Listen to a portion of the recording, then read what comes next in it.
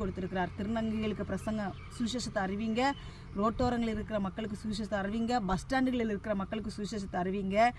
இப்படிப்பட்ட மக்களை ஒதுக்காதீர்கள். ஒதுக்காமல் அவர்களை அரவணைத்து அவர்களுக்கும் சுவிசேஷம் பிரசங்கிங்கள். முந்தினோர் அநேகர் பிந்தினோர். இன்றைக்கு நான் சொல்லுகிறேன், இன்றைக்கு நாங்கள் தான் பெரிய ஆட்கள், நாங்கள் கிறிஸ்துவுக்காக நாங்கள் வாழ்கிறோன்னு சொல்லி போர்வை போத்தி கொண்டு இருக்கிறீர்களா? இல்லை இல்லை. தவறான தொழில் செய்கிறவர்களை தேவனுடைய ராஜ்யத்தில் முதலாளாக இருப்பாங்க. இந்த மாதிரி ரோட்டோரங்கள் இருக்கிறவங்க தேவனுடைய ராஜ்யத்தில் முதலாளாக இருப்பாங்க. திருநங்கைகள் தேவனுடைய ராஜ்யத்தில் முதலாளாக இருப்பாங்க. நம்மளால் எங்கே போய் நிற்க முடியும்?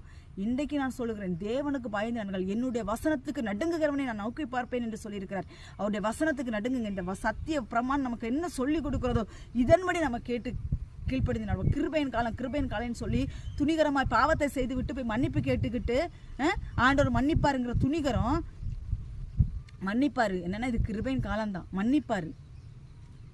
திடீர்னு அந்த கிருபையின் வாசல் நமக்கு